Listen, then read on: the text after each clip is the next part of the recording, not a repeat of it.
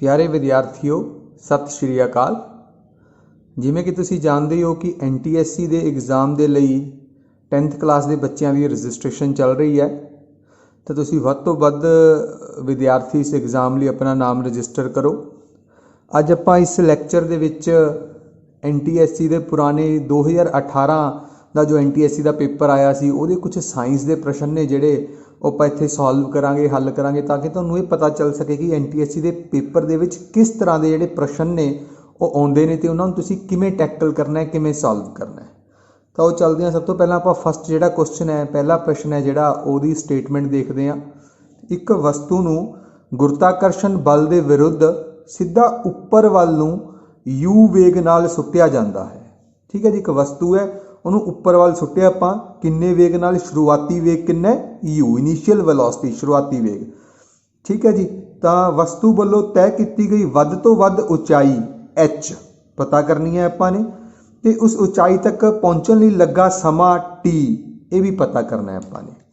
ਇੱਕ ਇਸ ਤਰ੍ਹਾਂ ਵਸਤੂ ਹੈ, ਠੀਕ ਹੈ, ਉਹ ਵਸਤੂ ਨੂੰ ਉੱਪਰ ਵੱਲ ਸੁੱਟਿਆ ਆਪਾਂ, ਇਨੀਸ਼ੀਅਲ ਸਪੀਡ ਸ਼ੁਰੂਆਤੀ ਵੇਗ ਆਪਾਂ ਕਿੰਨਾ ਦਿੱਤਾ ਹੈ? u। ਵਸਤੂ ਇੱਕ ਉਚਾਈ ਤੱਕ ਜਾਏਗੀ, ਵੱਧ ਤੋਂ ਵੱਧ ਜਿਹੜੀ ਉਹਦੀ ਮੈਕਸਿਮਮ ਹਾਈਟ ਹੈ, ਵੱਧ ਤੋਂ ਵੱਧ ਉਚਾਈ ਹੈ ਉਹ ਆਪਾਂ ਨੂੰ ਦੱਸੀ ਗਈ ਹੈ ਕਿੰਨੀ ਹੈ? h ਹੈ। ਮਤਲਬ ਤੈਅ ਕੀਤੀ ਗਈ ਦੂਰੀ ਜਿਹਨੂੰ ਆਪਾਂ s ਕਹਿ ਦਿੰਦੇ ਹਾਂ ਜਰਨਲੀ, ਤਾਂ ਤੈਅ ਕੀਤੀ ਗਈ ਦੂਰੀ ਆਪਣੇ ਕੋਲ ਕਿੰਨੀ ਹੈ? ਉਚਾਈ ਕਿੰਨੀ ਹੈ? h। ਮੈਕਸਿਮਮ ਉਚਾਈ ਤੇ ਜਾ ਕੇ ਜਿਹੜੀ ਵਸਤੂ ਹੈ ਉਹਦੀ ਗਤੀ ਕੀ ਹੋ ਜਾਏਗੀ? 0 ਹੋ ਜਾਏਗੀ। ਜਿਵੇਂ ਜਿਵੇਂ ਦੇਖੋ ਕੋਈ ਬਾਲ ਉੱਪਰ ਜਾਂਦੀ ਹੈ, ਕੋਈ ਵਸਤੂ ਉੱਪਰ ਜਾਂਦੀ ਹੈ, ਹੌਲੀ ਹੁੰਦੀ ਜਾਂਦੀ ਹੈ ਤੇ ਉੱਪਰ ਜਾ ਕੇ ਉਹ ਇੱਕ ਮੂਮੈਂਟ ਲਈ, ਇੱਕ ਪਲ ਲਈ ਰੁਕਦੀ ਹੈ ਤੇ ਵਾਪਸ ਨੀਚੇ ਆ ਜਾਂਦੀ ਹੈ। ਤਾਂ ਜਿਹੜਾ ਅੰਤਿਮ ਵੇਗ ਹੈ ਵਸਤੂ ਦਾ ਉਹ ਕੀ ਹੋ ਜਾਏਗਾ ਜੀ? ਇੱਥੇ ਜਾ ਕੇ ਵਸਤੂ ਦਾ ਵੇਗ ਹੈ ਜਿਹੜਾ ਉਹ ਕੀ ਹੋ ਜਾਏਗਾ? 0 ਹੋ ਜਾਏਗਾ। ਕਲੀਅਰ ਹੋ ਗਈ ਗੱਲ? ਤਾਂ u ਆਪਾਂ ਨੂੰ ਪਤਾ ਹੈ, v ਪਤਾ ਹੈ, ਆ ਜਿਹੜੀ ਉਚਾਈ h ਹੈ ਇਹ ਆਪਾਂ ਨੇ ਕੀ ਕਰਨੀ ਹੈ? ਫਾਈਂਡ ਆਊਟ ਕਰਨੀ ਹੈ। ਤੇ ਦੂਸਰੀ ਗੱਲ ਇਹਦੇ ਲਈ ਜਿਹੜਾ ਸਮਾਂ ਲੱਗਦਾ ਹੈ t ਸਮਾਂ ਲੱਗਿਆ ਇੱਥੋਂ ਇੱਥੇ ਤੱਕ ਜਾਣ ਤੇ, ਇਸ ਪੁਆਇੰਟ ਨੂੰ ਮੈਂ a ਕਹਿ ਦਿੰਦਾ, ਇਸ ਨੂੰ b ਕਹਿ ਦਿੰਦਾ, ਤਾਂ a ਤੋਂ b ਜਾਣ ਤੇ ਕਿੰਨਾ ਸਮਾਂ ਲੱਗਿਆ? t ਸਮਾਂ ਲੱਗਿਆ। ਸਮਾਂ ਵੀ ਆਪਾਂ ਨੇ ਜਿਹੜਾ ਹੈਗਾ ਪਤਾ ਕਰਨਾ ਹੈ। ਤਾਂ ਆਓ ਆਪਾਂ ਇਸ ਨੂੰ ਸੋਲਵ ਕਰਦੇ ਹਾਂ। ਬੜਾ ਸਿੰਪਲ ਹੈ। ਦੇਖੋ ਸਭ ਤੋਂ ਪਹਿਲਾਂ ਤੁਸੀਂ ਇੱਕ ਫਾਰਮੂਲਾ ਸੁਣਿਆ ਹੋਏਗਾ, v square minus u square ਬਰਾਬਰ ਹੈ 2as। ਇਹ ਫਾਰਮੂਲਾ ਸਾਰੇ ਬੱਚਿਆਂ ਨੇ ਪੜ੍ਹਿਆ ਹੋਏਗਾ। ਇਹਦੇ ਵਿੱਚ v ਅੰਤਿਮ ਵੇਗ ਹੁੰਦਾ ਹੈ, ਫਾਈਨਲ ਵੈਲੋਸਿਟੀ, u ਇਨੀਸ਼ੀਅਲ ਵੇਗ ਹੁੰਦਾ ਹੈ, ਇਨੀਸ਼ੀਅਲ ਵੈਲੋਸਿਟੀ ਹੁੰਦੀ ਹੈ ਸ਼ੁਰੂਆਤੀ ਵੇਗ, a ਪ੍ਰਵੇਗ, s ਦੂਰੀ। ਤਾਂ ਆਪਾਂ ਇਹ ਕੁਛ ਦੇਖੋ, ਇਹਦੇ ਵਿੱਚ u ਤਾਂ ਆਪਾਂ ਨੂੰ ਪਤਾ ਹੈ, u ਦਾ ਮੁੱਲ u ਹੈ, ਠੀਕ ਹੈ ਜੀ, ਤੇ v ਦਾ ਮੁੱਲ ਕਿੰਨਾ ਹੈ? 0 ਹੈ। ਇਹ ਆਪਾਂ ਲਿਖ ਲਿਆ, u ਦਾ ਮੁੱਲ u, v ਦਾ ਮੁੱਲ 0, s ਦਾ ਮੁੱਲ ਕਿੰਨਾ ਜੀ? ਆਪਣੇ ਕੋਲ s ਦੀ ਵੈਲਿਊ ਕਿੰਨੀ ਹੈ? h ਹੈ। ਇਹ ਆਪਾਂ ਨੂੰ ਗਿਵਨ ਜਿਹੜੀ ਆਪਾਂ ਫਾਈਂਡ ਆਊਟ ਕਰਨੀ ਹੈ। ਤੇ a ਆਪਣੇ ਕੋਲ ਕਿੰਨਾ? ਐਕਸਲਰੇਸ਼ਨ ਕਿੰਨਾ ਆਪਣੇ ਕੋਲ? ਪ੍ਰਵੇਗ ਕਿੰਨਾ ਹੈ? ਤਾਂ ਇਹਦੇ ਲਈ ਤੁਸੀਂ ਇੱਕ ਹੋਰ ਤੁਹਾਡਾ ਕਨਸੈਪਟ ਵੀ ਇੱਥੇ ਮੈਂ ਕਲੀਅਰ ਕਰਦੇ ਹਾਂ।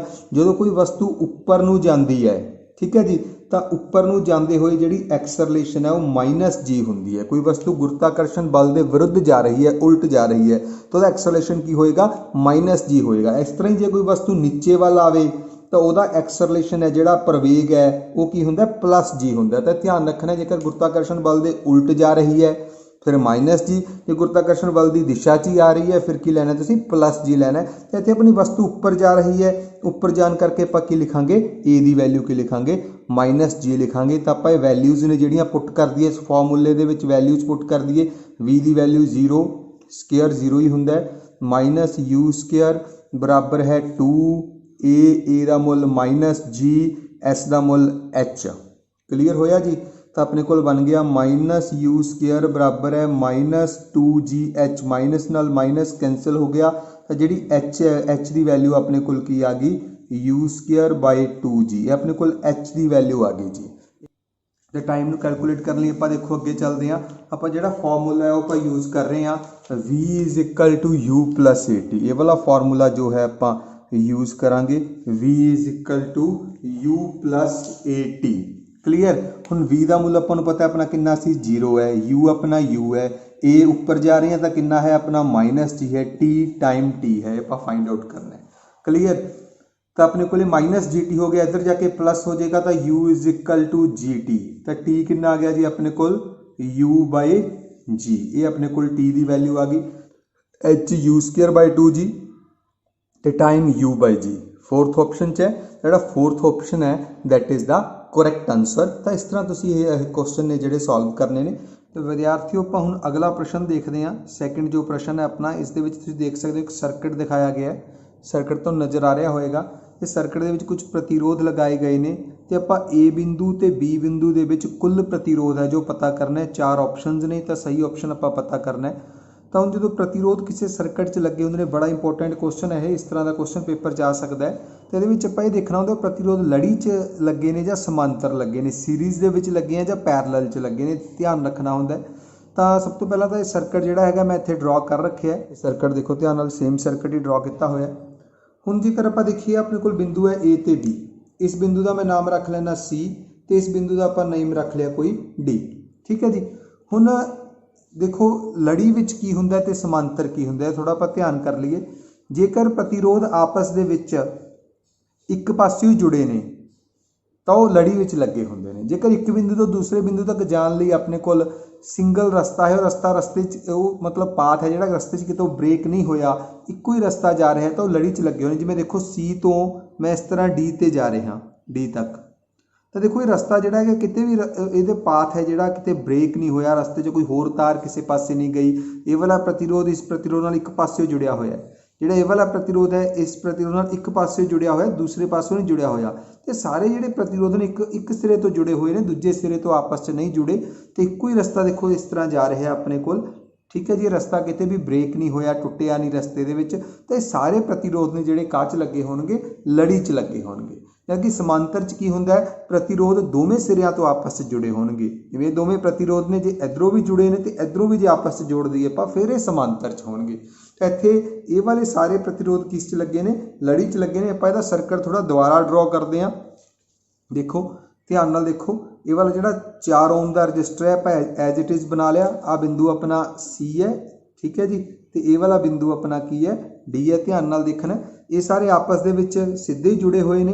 ਠੀਕ ਹੈ ਜੀ। ਤਾਂ ਆਹ ਵਾਲੇ 2 ਓਮ ਦਾ ਰਜਿਸਟਰ, ਇਸ ਦੇ ਨਾਲ ਮੈਂ ਅਗਲਾ ਜਿਹੜਾ ਹੈਗਾ ਪ੍ਰਤੀਰੋਧ ਜੋੜਤਾ, ਫਿਰ ਉਸ ਤੋਂ ਬਾਅਦ ਤੀਸਰਾ ਪ੍ਰਤੀਰੋਧ ਜੋੜਤਾ, ਉਸ ਤੋਂ ਬਾਅਦ ਫੋਰਥ ਚੌਥਾ ਆ ਗਿਆ, ਇਸ ਤੋਂ ਬਾਅਦ ਪੰਜਵਾਂ ਪ੍ਰਤੀਰੋਧ ਆ ਗਿਆ, ਤੇ ਉਸ ਤੋਂ ਬਾਅਦ ਛੇਵਾਂ। ਇਹ 6 ਪ੍ਰਤੀਰੋਧ ਆਪਾਂ ਇਸ ਤਰ੍ਹਾਂ ਬਣਾਤੇ। ਇਹ ਲੜੀ 'ਚ ਲੱਗੇ ਹੋਏ ਨੇ, ਪਰ ਇਹਨਾਂ ਨੂੰ ਇਸ ਤਰ੍ਹਾਂ ਬਣਾਤਾ। ਇਸ ਸਰਕਟ ਦੇ ਵਿੱਚ ਤੁਹਾਨੂੰ ਥੋੜਾ ਵਧੀਆ ਅੱਛੇ ਤਰੀਕੇ ਨਾਲ ਦਿਖ ਰਿਹਾ ਹੈ। ਇਸ 'ਚ ਥੋੜਾ ਜਿਹਾ ਉਲਝਾਇਆ ਹੋਇਆ ਸੀ, ਗੱਲ ਇੱਕੋ ਹੀ ਹੈ, ਹੈਗੇ ਉਹ ਲੜੀ 'ਚ ਨੇ, ਸਿੱਧੇ ਹੀ ਨੇ ਆਪਸ 'ਚ। ਤਾਂ ਸੀਰੀਜ਼ ਦੇ ਵਿੱਚ ਹੀ ਆਪਾਂ ਉਹਨਾਂ ਨੂੰ ਲਗਾਤਾ। ਤਾਂ ਇੱਥੋਂ ਤੁਹਾਨੂੰ ਬਹੁਤ ਵਧੀਆ ਢੰਗ ਨਾਲ ਇਹ ਸਮਝ ਆਏਗਾ, ਤੁਹਾਨੂੰ ਇਹ ਸੌਖਾ ਲੱਗ ਰਿਹਾ ਹੋਏਗਾ ਥੋੜਾ ਜੋ ਹੈ। ਠੀਕ ਹੈ। ਤਾਂ ਹੁਣ ਆਪਾਂ ਦੇਖਦੇ ਹਾਂ, ਦੇਖੋ ਲੜੀ ਦੇ ਵਿੱਚ ਨੇ ਸਾਰੇ, ਤੇ ਲੜੀ ਦੇ ਵਿੱਚ ਜੋ ਆਪਾਂ ਹੁੰਦੇ ਨੇ ਆਪਣੇ ਕੋਲ ਉਹਨਾਂ ਦਾ ਕੀ ਹੁੰਦਾ ਲੜੀ ਦੇ ਵਿੱਚ ਫਾਰਮੂਲਾ ਕੀ ਹੈ ਆਪਣੇ ਕੋਲ, RS = ਆਪਾਂ ਜੋੜ ਕਰਨਾ ਹੁੰਦਾ, ਲੜੀ ਦੇ ਵਿੱਚ ਸਮ ਕਰਨਾ ਹੁੰਦਾ। ਤਾਂ RS = R1 + R2 + ਜਿੰਨੇ ਵੀ ਆਪਣੇ ਕੋਲ ਹੈਗੇ ਨੇ R3 + R4 + R5 + R6, 6 ਨੇ। ਤਾਂ 6 ਦੇ 6 ਨੂੰ ਆਪਾਂ ਜੋੜ ਦਾਂਗੇ, 2 + 2 + 2 + 2 + 2 + 2। ਤਾਂ ਇੱਕ ਸੀਰੀਜ਼ ਕੰਬੀਨੇਸ਼ਨ ਜਿਹੜਾ ਹੈਗਾ ਆਪਣੇ ਕੋਲ ਇਹਨਾਂ ਦਾ ਕਿੰਨਾ ਆ ਗਿਆ ਜੀ, 2 4 6 8 10 12। ਤਾਂ ਇਹ ਆਪਣੇ ਕੋਲ ਆ ਗਿਆ 12 ਓਮ ਰਜਿਸਟੈਂਸ ਆ ਗਈ ਇਹ ਵਾਲੇ ਰਜਿਸਟਰਸ ਦੀ। ਠੀਕ ਹੈ ਜੀ। ਤਾਂ ਹੁਣ ਮੈਂ ਇੱਕ ਹੋਰ ਨਵਾਂ ਸਰਕਟ ਬਣਾਉਣ ਲੱਗਿਆ ਤੁਹਾਡੇ ਲਈ। ਠੀਕ ਹੈ। ਦੇਖੋ ਆਹ ਵਾਲਾ ਆਪਣਾ A ਪੁਆਇੰਟ ਹੈ, ਇਹ ਵਾਲਾ ਆਪਣੇ ਕੋਲ B ਪੁਆਇੰਟ ਹੈ। ਜਦੋਂ ਵੀ ਇਸ ਤਰ੍ਹਾਂ ਦਾ ਨੂਮੈਰੀਕਲ ਕਰੋ ਤਾਂ ਹਮੇਸ਼ਾ ਕੋਸ਼ਿਸ਼ ਕਰਿਆ ਕਰੋ ਅਲੱਗ-ਅਲੱਗ ਸਰਕਟਸ ਬਣਾਓ, ਉਹਨੂੰ ਸੌਖਾ ਕਰੋ। ਤੇ ਇਹਦੇ ਵਿੱਚ ਇੱਕ ਆਪਣੇ ਕੋਲ ਕੀ ਲੱਗਿਆ, ਇਹ 4 ਓਮ ਦਾ ਰਜਿਸਟਰ ਲੱਗਿਆ। ਆਪਾਂ ਐਜ਼ ਇਟ ਇਜ਼ ਲਗਾ ਦਿੰਦੇ ਹਾਂ, 4 ਓਮ ਦਾ ਰਜਿਸਟਰ C ਪੁਆਇੰਟ ਤੇ D ਪੁਆਇੰਟ ਦੇ ਵਿੱਚ ਲੱਗਿਆ। ਠੀਕ ਹੈ। ਤੇ ਇਹ ਜਿਹੜੇ ਸਾਰੇ ਲੱਗੇ ਹੋਏ ਸੀ, ਸਾਰੇ ਆਪਾਂ ਸੋਲਵ ਕਰ ਲਏ, ਕਿੰਨਾ ਆ ਗਿਆ, 12 ਓਮ ਆ ਗਿਆ। ਤੇ ਇੱਥੇ ਮੈਂ ਇੱਕੋ ਹੀ ਰਜਿਸਟਰ ਲਗਾ ਦਿੰਦਾ ਜਿਹਦਾ ਮੁੱਲ ਕਿੰਨਾ ਹੈ, 12। ਇਹ ਦੋਵੇਂ ਰਜਿਸਟਰਸ ਨੂੰ ਦੇਖੋ, 4 ਓਮ ਦਾ ਤੇ 12 ਓਮ ਦਾ, ਆਪਸ 'ਚ ਕਾਹਦੇ ਵਿੱਚ ਨੇ, ਸਮਾਂਤਰ 'ਚ ਨੇ। ਦੇਖੋ ਇਹ ਵਾਲਾ ਸਿਰਾ ਵੀ ਆਪਸ 'ਚ ਜੁੜਿਆ, ਇਹ ਵਾਲਾ ਸਿਰਾ ਵੀ ਆਪਸ 'ਚ ਜੁੜਿਆ, ਤੇ ਕਾਹ 'ਚ ਲੱਗੇ ਹੋਏ ਨੇ, ਸਮਾਂਤਰ ਦੇ ਵਿੱਚ ਲੱਗੇ ਹੋਏ ਨੇ। ਤਾਂ ਸਮਾਂਤਰ ਦੇ ਵਿੱਚ ਲੱਗੇ ਹੋਏ ਨੇ, ਸਮਾਂਤਰ ਦੇ ਵਿੱਚ ਫਾਰਮੂਲਾ ਕੀ ਹੁੰਦਾ ਹੈ, ਤੁਸੀਂ ਇਹ ਵਾਲਾ ਫਾਰਮੂਲਾ ਜਿਹੜਾ ਹੈਗਾ ਤੁਸੀਂ ਪੜ੍ਹਿਆ ਹੋਏਗਾ। ਆਪਾਂ 1/RP ਬਰਾਬਰ ਹੈ 1/R1 + 1/R2। ਇਹ ਵਾਲਾ ਫਾਰਮੂਲਾ ਲਗਾਉਂਦੇ ਆ, ਤੁਸੀਂ ਮੁੱਲ ਭਰੋ 1/4 + 1 R1 ਦਾ ਮੁੱਲ 4 ਹੈ, ਦੇਖੋ R2 ਦਾ ਮੁੱਲ 12 ਹੈ, ਤਾਂ 1/4 + 1/12 ਹੈ ਨਾ। ਤਾਂ ਇਹਨੂੰ ਇੱਕ ਹੋਰ ਵੀ ਤੁਸੀਂ ਫਾਰਮੂਲਾ ਮੈਂ ਡਾਇਰੈਕਟ ਦੱਸਦਾ ਤੁਹਾਨੂੰ, ਤੁਸੀਂ ਯੂਜ਼ ਕਰ ਸਕਦੇ ਹੋ। ਇਹ ਵਾਲੇ ਫਾਰਮੂਲੇ ਦੀ ਬਜਾਏ ਤੁਸੀਂ ਸਿੱਧਾ ਫਾਰਮੂਲਾ ਯੂਜ਼ ਕਰੋ ਪੈਰਲਲ ਕੰਬੀਨੇਸ਼ਨ ਦਾ। RP ਬਰਾਬਰ ਹੈ R1 R2/R1 + R2। ਠੀਕ ਹੈ ਜੀ। R1 ਦਾ ਮੁੱਲ ਆਪਣੇ ਕੋਲ ਕਿੰਨਾ ਹੈ, 4, R2 ਕਿੰਨਾ ਹੈ, 12। ਤਾਂ 4 × 12 ਡਿਵਾਈਡਡ ਬਾਈ ਬਟੇ ਕੀ ਹੈ ਆਪਣੇ ਕੋਲ, R1 + R2 ਦਾ 4 + 12 ਆਪਾਂ ਜੋੜ ਕਰ ਦਿੰਦੇ ਹਾਂ ਦੋਵਾਂ ਦਾ। ਤਾਂ ਇਹ ਤੁਹਾਡੇ ਕੋਲ ਸਿੰਪਲ ਜਿਹਾ ਕੈਲਕੂਲੇਸ਼ਨ ਹੈ। 12 ਚੋਂ ਆਪਣੇ ਕੋਲ ਕਿੰਨੇ ਹੋ ਗਏ, 48/12 + 4 ਕਿੰਨੇ ਹੋ ਗਏ, 16। तो 48/16, 16 तीया किन्ने होंदे ने 48, तो कितना आंसर आ गया तुहाडे कोल 3 ओम आंसर आ गया। बहुत सिंपल कैलकुलेशन तुहाडे कोल रह जाती है। तो क्वेश्चन पेपर दे विच जेकर आपां देखीए अपनी ऑप्शनस किहड़ियां ने 16 ओम, 1 ओम, 7 ओम, 3 ओम। तो जी चौथी ऑप्शन है वह आंसर 3 ओम, तो 3 अपना आंसर आया। तो विद्यार्थियों हुण आपां अगले प्रश्न वल वधदे हां। एक औरत एक जादुई दर्पण सामने खड़ी है, उसके सिर का प्रतिबिंब वड्डा, शरीर के मध्य भाग का प्रतिबिंब बराबर आकार का, जबकि लत्तां का प्रतिबिंब छोटा नज़र आता है। जादुई दर्पण उपर तो हेठां वल हेठ लिखे अनुसार ਵੱਖ-ਵੱਖ दर्पणों के सुमेल तो बने है। तो इन्हां विचों किहड़ा सुमेल सही है? देखो ध्यान नाल एक रफ डायग्राम है जिहड़ी तुहाडे सामने बोर्ड ते बना रहे हैं। इस मैंने एक दर्पण बना लिया। ये ध्यान देना भी समतल दर्पण ही, इन्हां चों कोई भी दर्पण हो सकता है। ठीक है, इस आपां दर्पण के सामने क्वेश्चन मार्क लगाता, आपां नूं दर्पण दी किस्मां नहीं पता। सिर का प्रतिबिंब वड्डा बन रहा है, मध्य भाग का प्रतिबिंब बराबर आकार का बन रहा है, तो लत्तां का प्रतिबिंब छोटा बन रहा है। आपां दिता होया क्वेश्चन दे विच आपां हुण देखने भी इत्थे 3 दर्पण ने जिहड़े किहड़े-किहड़े लगे होणगे।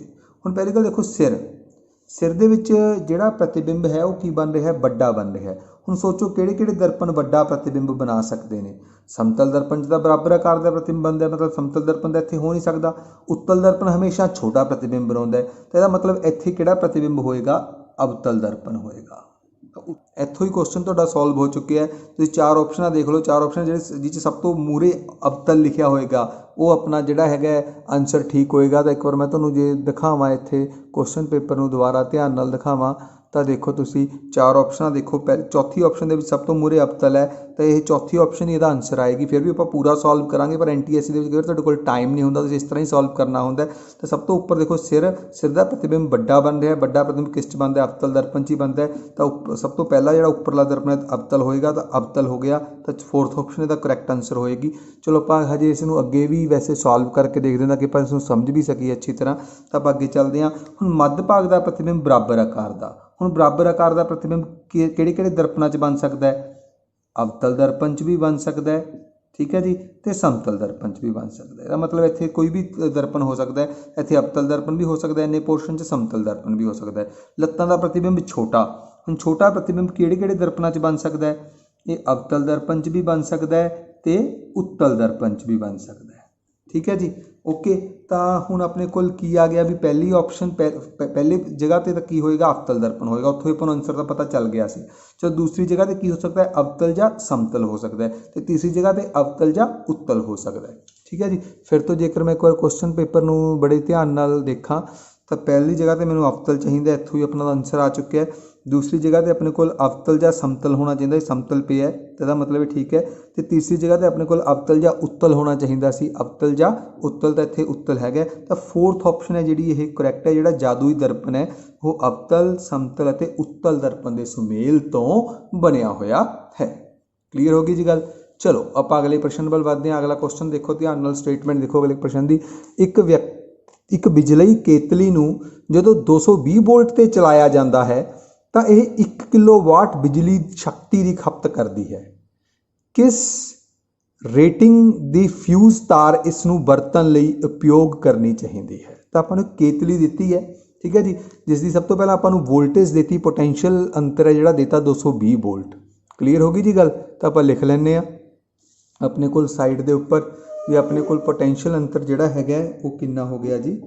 220 वोल्ट। ये गल आपां नूं क्लीयर है, ठीक है। सैकेंड चीज़ आपां नूं की देती, जिहड़ी केतली हैगी है वो कितनी शक्ति बिजली शक्ति खपत करती है? पावर, शक्ति। शक्ति नूं तुसीं पावर कह देंगे, आप इंग्लिश P लिखते होंगे आ। तो आपां नूं कितनी दी है? 1 किलोवाट। 1 किलोवाट, किलो का मतलब तुसीं समझते होंगे 1000 होंदा, तो इहनूं आपां 1000 वाट भी लिख सकते हैं। 1 किलोवाट 1000 वाट, ठीक है जी। तो आपां नूं की पुछया गया सी, जिहड़ी फ्यूज वायर आपां यूज़ करनी है उसकी रेटिंग की होनी चाहिए है?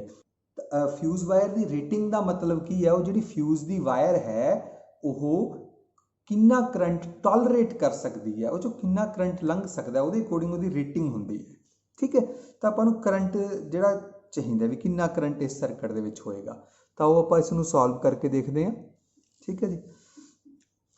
तो अपने कोल देखो फॉर्मूला हुंदा है पावर P = VI। क्लीयर।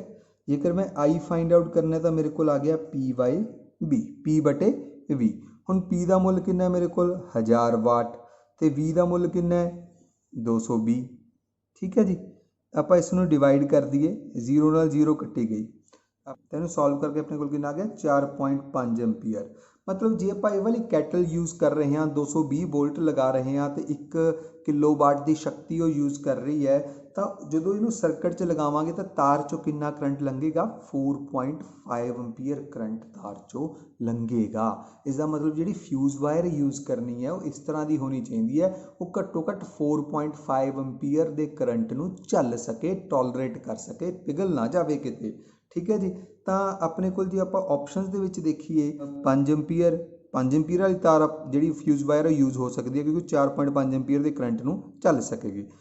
चौथी है 4 एम्पीयर, ये भी 4.5 तो घट गई, तो पहली दूजी तो चौथी ऑप्शन आंसर नहीं हो सकते, आंसर क्या आएगा 5 एम्पीयर। विद्यार्थियों अपना अगला प्रश्न है, एक आदमी 2 मीटर तो ज़्यादा दूरी वालियां वस्तुओं नू साफ नहीं वेख सकता, इस दृष्टि दोष का सुधार करने लई लेंज की किस्म ਅਤੇ शक्ति की होवेगी, ये पता करना है।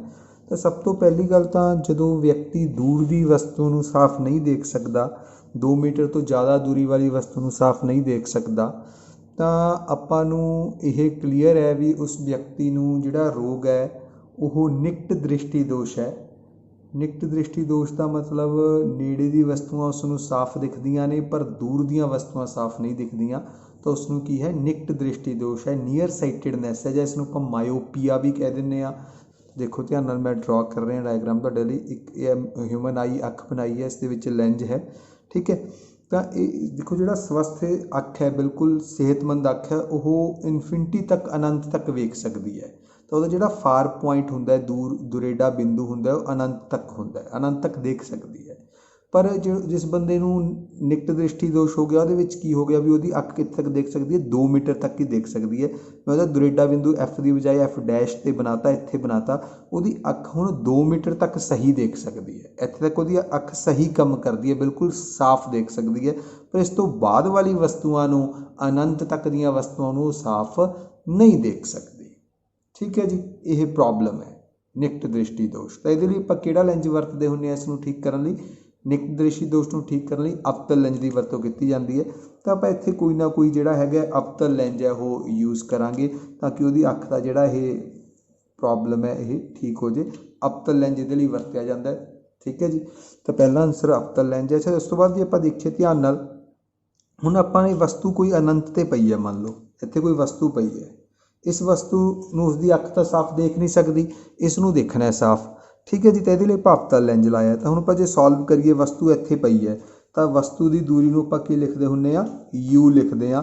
तो वस्तु की दूरी अपने कोल U होगी, तो U अपने कोल कितना हो गया जी अनंत हो गया। ये गल क्लीयर होगी, U अपने कोल कितना हो गया अनंत। तो प्रतिबिंब की दूरी जी अपने कोल कितनी होगी 2 मीटर है, V होगी अपने कोल 2 मीटर प्रतिबिंब की दूरी। तो जो F है, जो लेंज आप वरते F है, जो आप पता करना है। क्लीयर होगी जी गल, U अपने कोल अनंत हो गया, V अपने कोल कितना हो गया, प्रतिबिंब इत्थे बन रहा ना, क्योंकि इत्थों तो अख ने सही काम करना है, वस्तु पई है अनंत ते, वो नहीं दिख रही अख नूं। ठीक है, इस लेंज जो अवतल लेंज आप लाया, इहदा काम की है, इन्हें अनंत ते पई वस्तु का प्रतिबिंब इत्थे बना देना, इत्थों अख सही देख सकती है, कोई प्रॉब्लम नहीं। तो वस्तु की दूरी कितनी होगी अनंत, प्रतिबिंब की दूरी इत्थे प्रतिबिंब बनना कितनी होगी 2 मीटर। ठीक है जी, माइनस लिखिए आप इस साइड से, जी दूरी होंगी माइनस लेनी, -2 मीटर होगी। तो जोड़ा F है अपने पता करना है, हम फॉर्मूला अपने को length formula लगावांगे 1/V minus 1/U बराबर है 1/F। तो V का मुल अपने को -2 है, आप पुट करता, U का मुल अनंत है, आप पुट करता, इनफिनिटी पुट करता बराबर 1/F। 1/इनफिनिटी 0 होने का टर्म 0 होगी, तो इत्थे रह गया अपने को -1/2 बराबर है 1/F। क्लीयर, इनू उल्ट कर दो, जो आप उल्ट करेंगे F बराबर की आ जाएगा -2 मीटर। तो फोकस दूरी आ गई, आप कटनी है शक्ति पावर, तो 1/F होंगी, तो 1/-2, तो 1/2 0.5 होंगे, तो माइनस आ गया मूरे, तो -0.5 डायप्टर, डायप्टर इकाई है पावर की। तो अपने को आ गई माइनस, तो भी अपन की पता लग रहा है, देखो भी किहड़ा लेंज होएगा ਅਵਤਲ ਲੈਂਜ ਹੋਏਗਾ, ਕਨਕੇਵ ਲੈਂਜ ਹੋਏਗਾ, ਕਿਉਂਕਿ ਅਵਤਲ ਲੈਂਜ ਦੀ ਫੋਕਸ ਦੂਰੀ ਨੈਗੇਟਿਵ ਹੁੰਦੀ ਹੈ ਤੇ ਉੱਤਲ ਲੈਂਜ ਦੀ ਫੋਕਸ ਦੂਰੀ ਕੀ ਹੁੰਦੀ ਹੈ, ਪੋਜ਼ਿਟਿਵ ਹੁੰਦੀ ਹੈ। ਤਾਂ ਆਪਣੇ ਕੋਲ ਦੋਵੇਂ ਆਨਸਰ ਆ ਚੁੱਕੇ ਨੇ। ਲੈਂਜ ਅਵਤਲ ਹੋਏਗਾ, ਪਾਵਰ -0.5 ਹੋਏਗੀ। ਇੱਕ ਤਾਂ ਫੋਰਥ ਆਪਸ਼ਨ ਜਿਹੜਾ ਹੈਗਾ ਆਪਣਾ ਇੱਕ ਕਰੈਕਟ ਆਨਸਰ ਹੋਏਗਾ।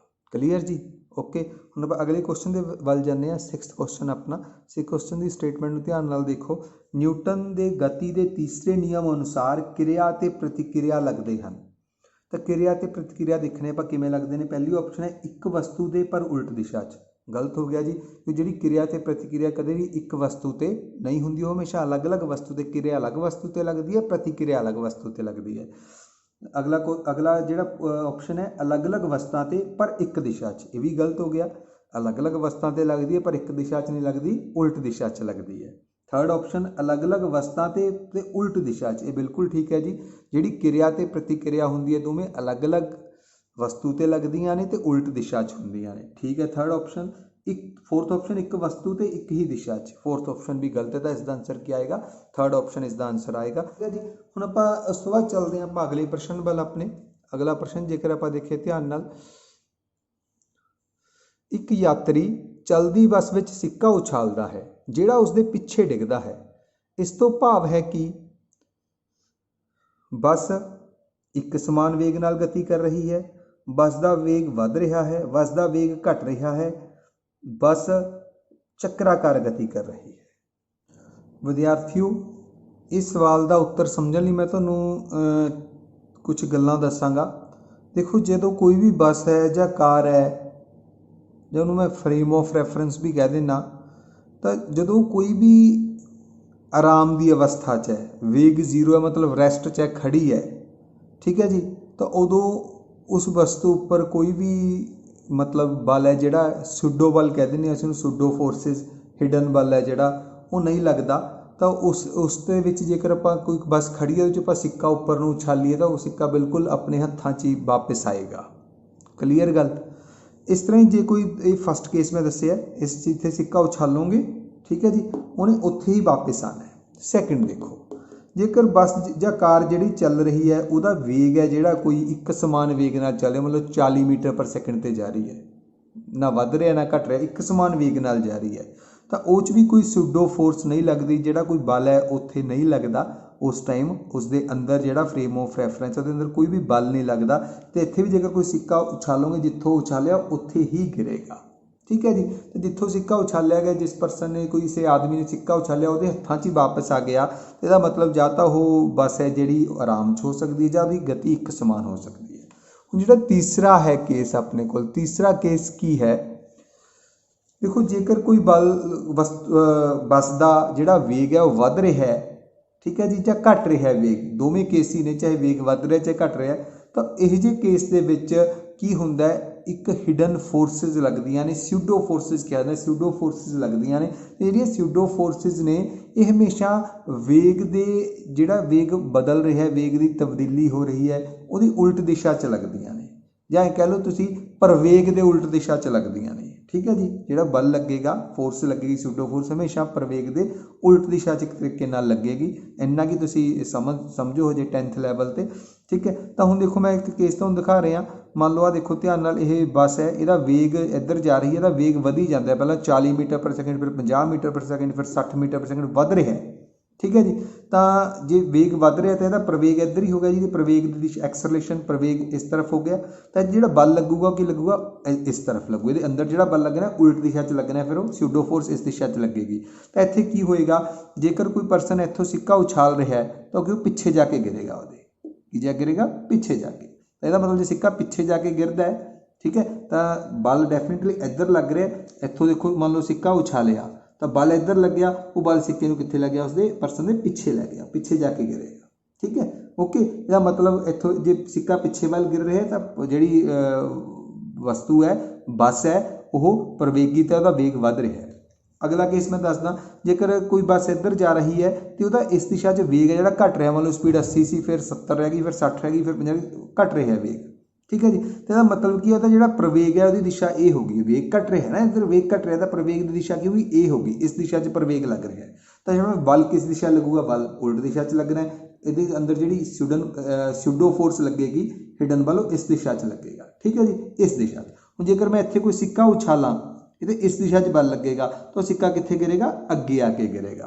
तो गल क्लीयर है। जेकर सिक्का उछालन के पिछे जाके गिरता है तो बस का वेग है, जी उस व्हीकल है, बस है, कार है, वेग की हो रहा वध रहा है। जेकर सिक्का अगे जाके गिरता है तो वेग की हो रहा घट रहा है। क्वेश्चन पेपर के बाकी देख रहे हैं,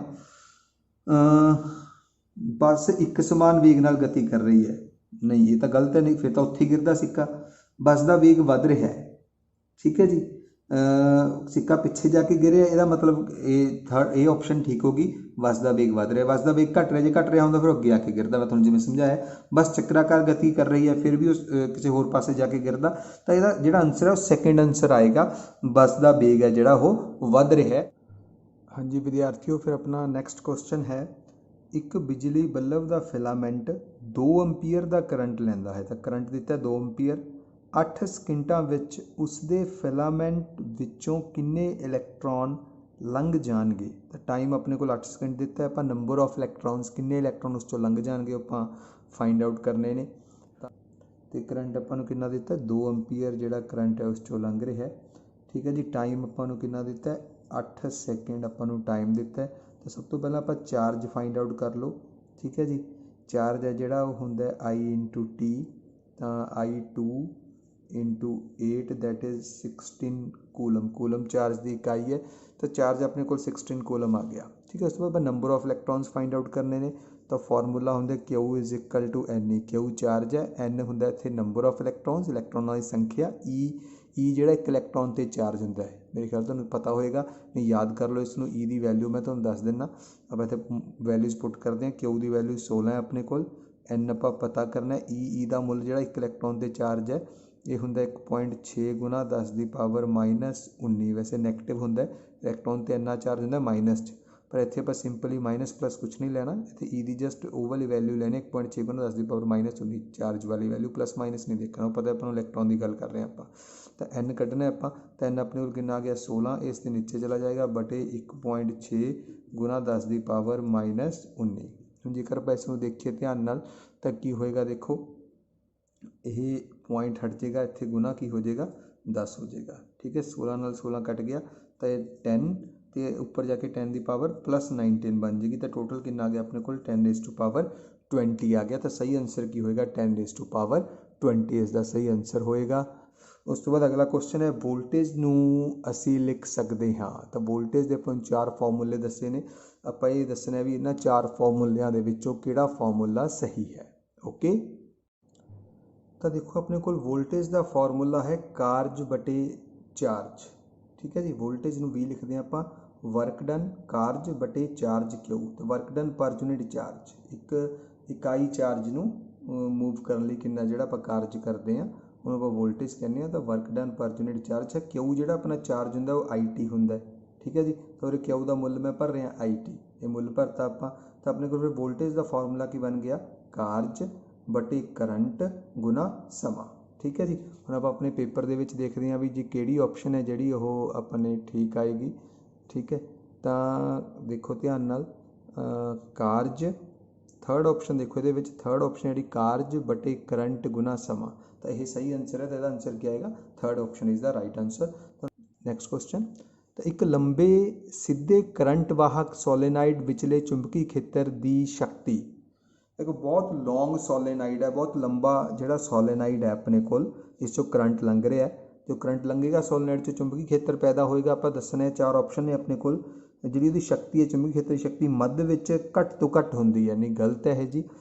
केंद्र नालों सिरियां ते वध होंदी है, हर बिंदु ते एक समान होंदी है, हर एक सिरे तो दूजे सिरे वाल एक सिरे तो दूजे सिरे वाल वधदी जाती है। तो एक्चुअली जो एक लॉन्ग सोलेनाइड है, बहुत लंबा सोलेनाइड जेकर है तुहाडे कोल, उहदे हर एक बिंदु ते जिहड़ी चुंबकी शक्ति है वो एक समान रहिंदी है जी। तो इहदा थर्ड पॉइंट है जिहड़ा वो अपना जिहड़ा हैगा वो सही आंसर है। जे मेरे को एक लॉन्ग सोलेनाइड है मान लो, ठीक है, तो उहदे सारे बिंदुआं ते, जे एक लॉन्ग सोलेनाइड है मेरे को, उहदे सारे बिंदुआं ते जिहड़ा चुंबकी खेत्र है किते भी देखोगे एक समान रहिंदा है। हाँ, पर जेकर सोलेनाइड शॉर्ट होवे, छोटा सोलेनाइड होवे, तो वो सिरियां ते जाके जिहड़ा चुंबकी खेत्र की शक्ति है वो चेंज हो जाती, अद्धी रह जाती, पर लॉन्ग सोलेनाइड से सारे पॉइंट्स तो इक्को जिहा रहिंदा है। क्लीयर हो गया जी। तो अपना नैक्सट क्वेश्चन है, हेठ लिखियां विचों ਕਿ ਸਥਿਤੀ ਵਿੱਚ ਤੈਅ ਕੀਤੀ ਦੂਰੀ ਅਤੇ ਵਿਸਥਾਪਨ ਇੱਕ ਸਮਾਨ ਹੁੰਦਾ ਹੈ। ਵੈਸੇ ਤੁਹਾਨੂੰ ਜੇ ਦੱਸ ਦੇਵਾਂ ਮੈਂ, ਦੂਰੀ ਅਤੇ ਵਿਸਥਾਪਨ ਇੱਕ ਸਮਾਨ ਕਦੋਂ ਹੁੰਦੇ ਨੇ? ਜਦੋਂ ਆਪਾਂ ਇੱਕ ਸਟ੍ਰੇਟ ਲਾਈਨ 'ਚ ਸਿੱਧੀ ਰੇਖਾ 'ਚ ਗਤੀ ਕਰਦੇ ਹਾਂ ਉਦੋਂ ਆਪਣੀ ਦੂਰੀ ਅਤੇ ਵਿਸਥਾਪਨ ਬਰਾਬਰ ਹੋ ਜਾਂਦੇ ਨੇ। ਚਲੋ ਆਪਾਂ ਆਪਸ਼ਨਾਂ ਪੜ੍ਹਦੇ ਹਾਂ। ਇੱਕ ਪੈਂਡੂਲਮ ਦੀ ਗਤੀ ਵਿੱਚ ਨਹੀਂ, ਪੈਂਡੂਲਮ ਦੀ ਗਤੀ ਵਿੱਚ ਇਸ ਤਰ੍ਹਾਂ ਨਹੀਂ ਹੁੰਦਾ। ਚੰਦ ਦੀ ਧਰਤੀ ਦੁਆਲੇ ਚੱਕਰਾਕਾਰ ਗਤੀ ਵਿੱਚ ਨਹੀਂ, ਚੱਕਰਾਕਾਰ ਗਤੀ ਵਿੱਚ ਵੀ ਦੂਰੀ ਅਤੇ ਵਿਸਥਾਪਨ ਅਲੱਗ-ਅਲੱਗ ਰਹਿੰਦੇ ਨੇ। ਇੱਕ ਬੱਚਾ ਮੈਰੀ ਗੋ ਰਾਊਂਡ ਝੂਲੇ ਵਿੱਚ ਗਤੀ ਕਰਦਾ ਤਾਂ ਉਦੋਂ ਵੀ ਉਹ ਘੁੰਮ ਰਿਹਾ ਤਾਂ ਉਦੋਂ ਵੀ ਜਿਹੜਾ ਵਿਸਥਾਪਨ ਅਤੇ ਦੂਰੀ ਅਲੱਗ-ਅਲੱਗ ਨੇ।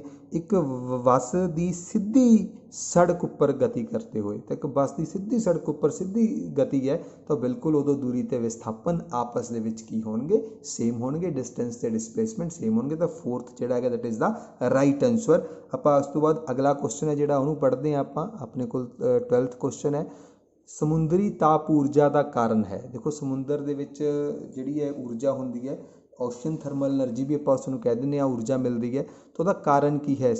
ਪਹਿਲੀ ਆਪਸ਼ਨ ਹੈ ਸਮੁੰਦਰ ਵਿੱਚ ਲਹਿਰਾਂ ਦੀਆਂ ਦੁਆਰਾ ਜਮ੍ਹਾਂ ਸਟੋਰ ਕੀਤੀ ਊਰਜਾ। ਲਹਿਰਾਂ ਕਾਰਨ ਜਿਹੜੀ ਊਰਜਾ ਹੁੰਦੀ ਉਹਨੂੰ ਆਪਾਂ ਟਾਈਡਲ ਐਨਰਜੀ ਕਹਿੰਦੇ ਹਾਂ। ਜਵਾਰ ਭਾਟਾ ਕਾਰਨ ਜਿਹੜੀ ਐਨਰਜੀ ਹੈ ਉਹ ਹੈ, ਤਾਂ ਇਹ ਆਨਸਰ ਨਹੀਂ ਹੈ। ਸਮੁੰਦਰ ਵਿੱਚ ਵੱਖ-ਵੱਖ ਪੱਧਰ 'ਤੇ ਦਬਾਅ ਦਾ ਅੰਤਰ ਨਹੀਂ, ਇਹ ਵੀ ਗਲਤ ਜਵਾਬ ਹੈ ਜੀ। ਥਰਡ ਹੈ ਆਪਣੇ ਕੋਲ ਸਮੁੰਦਰ ਵਿੱਚ ਉੱਠਦੇ ਜਵਾਰ ਭਾਟੇ ਨਹੀਂ। ਫੋਰਥ ਹੈ ਸਮੁੰਦਰ ਵਿੱਚ ਵੱਖ-ਵੱਖ ਪੱਧਰ 'ਤੇ ਤਾਪਮਾਨ ਦਾ ਅੰਤਰ। ਬਿਲਕੁਲ, ਜਿਹੜੇ ਸਮੁੰਦਰ ਦੇ ਵਿੱਚ ਕੀ ਹੁੰਦਾ ਆਪਣੇ ਕੋਲ, ਉਹਦੇ ਜਿਹੜਾ ਸਰਫੇਸ ਸਮੁੰਦਰ ਦੇ ਵਿੱਚ ਕੀ ਹੁੰਦਾ ਜਿਹੜਾ ਉਹਦੇ ਬਿਲਕੁਲ ਉੱਪਰਲੇ ਤਲ 'ਤੇ ਜਿਹੜਾ ਤਾਪਮਾਨ ਹੈ ਉਹ ਵੱਧ ਹੁੰਦਾ। ਜਿਵੇਂ ਆਪਾਂ ਨੀਚੇ ਜਾਂਦੇ ਹਾਂ ਤਾਂ ਉੱਥੇ ਤਾਪਮਾਨ ਘੱਟ ਹੁੰਦਾ। ਇਸ ਕਰਕੇ ਉਹਦੇ ਵੱਖ-ਵੱਖ ਜਿਹੜੇ ਲੈਵਲ ਨੇ ਉੱਪਰ ਅਤੇ ਨੀਚੇ, ਉਹਨਾਂ ਦੇ ਵਿੱਚ ਕੀ ਹੋ ਜਾਂਦਾ? ਟੈਂਪਰੇਚਰ ਦਾ ਡਿਫਰੈਂਸ ਹੋ ਜਾਂਦਾ, ਤਾਪਮਾਨ ਦਾ ਅੰਤਰ ਹੋ ਜਾਂਦਾ। ਇਸ ਕਾਰਨ ਇੱਕ ਊਰਜਾ ਪੈਦਾ ਹੁੰਦੀ ਹੈ ਜਿਹਨੂੰ ਕੀ ਕਿਹਾ ਜਾਂਦਾ? ਓਸ਼ੀਅਨ ਥਰਮਲ ਐਨਰਜੀ ਜਿਹੜੀ ਹੈਗੀ ਹੈ ਉਹ ਕਿਹਾ ਜਾਂਦਾ। ਤਾਂ ਇਸ ਦਾ ਸਹੀ ਆਨਸਰ ਆਪਣੇ ਕੋਲ ਕੀ ਹੈਗਾ? ਫੋਰਥ ਆਪਸ਼ਨ ਹੈ ਜਿਹੜਾ ਇਸ ਦਾ ਸਹੀ ਆਨਸਰ ਹੈ। ਉਸ ਤੋਂ ਬਾਅਦ ਫਿਰ ਆਪਾਂ ਅੱਗੇ ਵਧਦੇ ਹਾਂ ਆਪਣੇ ਅਗਲੇ ਕੁਐਸਚਨ ਵੱਲ। ਤਾਂ ਵਿਦਿਆਰਥੀਓ ਆਪਣਾ ਅਗਲਾ ਪ੍ਰਸ਼ਨ ਹੈ, ਨਿਊਕਲੀਅਰ ਊਰਜਾ ਨੂੰ ਵਰਤੋਂ ਵਿੱਚ ਲਿਆਉਣ ਲਈ ਸਭ ਤੋਂ ਵੱਡੀ ਸਮੱਸਿਆ ਇਹ ਹੈ। ਨਿਊਕਲੀਅਰ ਊਰਜਾ ਆਪਾਂ ਯੂਜ਼ ਕਰਦੇ ਹਾਂ ਨਿਊਕਲੀਅਰ ਰਿਐਕਟਰਸ, ਤਾਂ ਉੱਥੇ ਸਭ ਤੋਂ ਵੱਡੀ ਸਮੱਸਿਆ ਕੀ ਹੈ? ਨਿਊਕਲੀਅਸ ਨੂੰ ਤੋੜਨਾ ਇਹ ਸਮੱਸਿਆ ਹੈ, ਪਰ ਬਹੁਤ ਬੜੀ ਸਮੱਸਿਆ ਨਹੀਂ।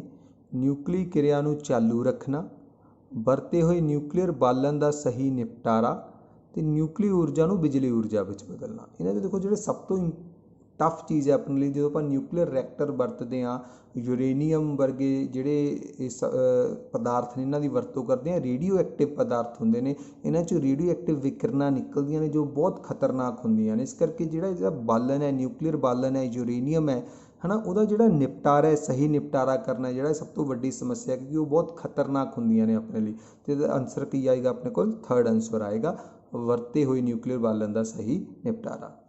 ਤਾਂ ਵਿਦਿਆਰਥੀਓ ਮੈਂ ਆਸ ਕਰਦਾ ਅੱਜ ਦੇ ਕੁਐਸਚਨ ਤੁਹਾਨੂੰ ਸਮਝ ਆਏ ਹੋਣਗੇ, ਤੁਹਾਨੂੰ ਪਤਾ ਚੱਲ ਗਿਆ ਹੋਵੇਗਾ ਵੀ ਕਿਸ ਤਰ੍ਹਾਂ ਦੇ ਕੁਐਸਚਨ ਆਉਂਦੇ ਨੇ, ਕਿਸ ਤਰ੍ਹਾਂ ਉਹਨਾਂ ਨੂੰ ਟੈਕਲ ਕਰਨਾ ਹੈ।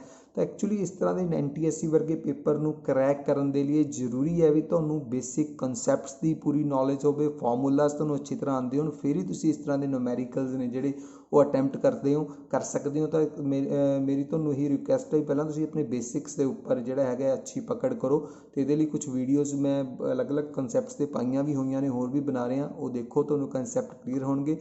ਆਪਣੀ ਕਲਾਸ ਦੇ ਵਿੱਚ ਬਹੁਤ ਧਿਆਨ ਨਾਲ ਪੜ੍ਹੋ, ਹਰ ਕਨਸੈਪਟ ਨੂੰ ਬੜੀ ਡੀਪਲੀ ਸਟੱਡੀ ਕਰੋ। ਫਿਰ ਮਿਲਾਂਗੇ। Thank you.